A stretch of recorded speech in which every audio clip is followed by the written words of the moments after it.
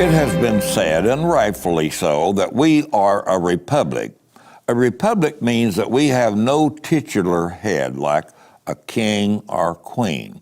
We did give Winston Churchill the honor of calling him Sir Winston Churchill, and that was done by an act of Congress. In America, we recognize no titles of nobility other than if colleges want to confer degrees or whatever, that's within their jurisdiction. But as far as the government is concerned, we are a nation of laws and not of men.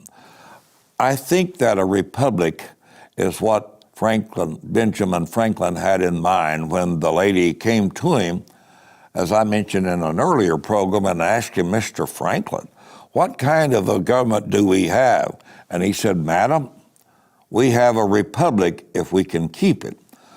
But we also have a participatory democracy in the fact that citizens are given the opportunities to make their will known. Now, it's not direct democracy. Direct democracy is like you might have in a New England town meeting where everybody comes together and assemble, and right there in free discourse, they are able to come to decisions as to how they want their localities to be governed and under what stipulations.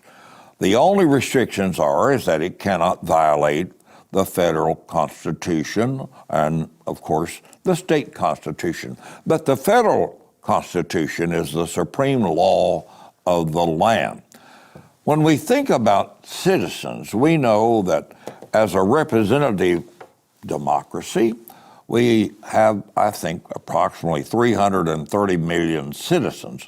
Well, it would be nice if we could all assemble somewhere, but at this point in time, at least, we're not able to do that. Maybe technology might allow it at some future time, but we send representatives to the House of Representatives. We send 100 senators to the United States Senate, 2 from each state, and we have 435 members of the House.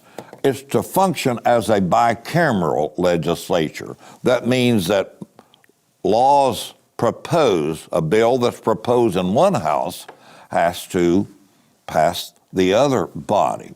There are certain functions that each chamber has. For example, in the House of Representatives is where you have the authority to begin and to declare war, etc. In the United States Senate, they have to approve and ratify treaties. But I think what we've been studying today is so important. The concept of free speech. We cannot, we must not, we shall not surrender free speech, whether it be in the schoolhouse, in our own houses, or in the church house. We must have the right to say in our churches, for example, thus saith the Word of God. The 10 Commandments are not 10 suggestions. Now, we realize that a law cannot hurt or punish someone else. Majority rules, but we respect the rights of the minority. We've always championed the concepts of equality before the law. And we realize that we probably have never, in a collective fashion, maybe achieved pure decision makings, whether it be in our jury processes or whatever. We're just humans. But we do the best we can under those stipulations of knowing that we're fallible. We make mistakes. But in the democratic process, we do try to improve upon those things that we might have embraced early on in our beginnings, maybe the poll tax, or the fact that you had to own property or meet religious qualifications, or the fact that women up until the 19th Amendment could not vote. We have made great progress. But our theme today has been this: we shall not surrender our rights to free speech. We have the right to agree to disagree, and it ought to be done amicably. We shouldn't do it with vengeance and hatred. We should not do it with vitriolic intent. We can reason. We can come together and discuss an idea. I believe it was Victor Hugo that said nothing is as powerful as an idea whose time has come. An idea is simply that, an idea. And we thrash it out sometimes.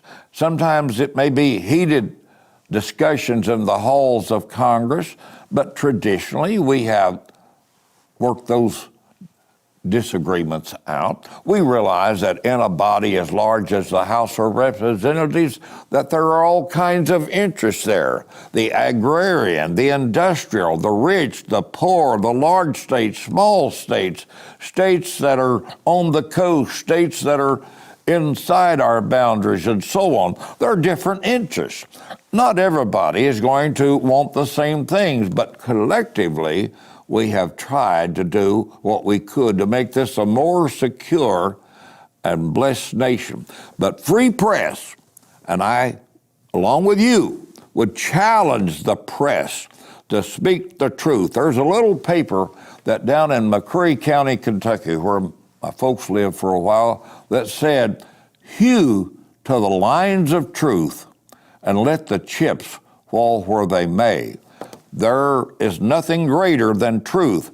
When Christ stood before Pilate, and Pilate said, "What is truth?" he didn't realize perhaps that he was looking at the perfect personification, the embodiment of truth. Truth is always the answer. Truth is always the solution to the dilemma. Truth is always applicable to any and all situations. If we cannot speak truth, then we really have serious problems. And I think our press, I think our Congress people should have the audacity and the willingness, the backbone, as it were, to speak truth. We can take truth, we can accept it. And I hope that these Faith, Family, and Freedom broadcasts are an encouragement, inspirational, and educational for you and your families. And I want you to do all you can to help advertise it. We're on YouTube also. And this is Andrew Phipps saying, may God bless you and yours.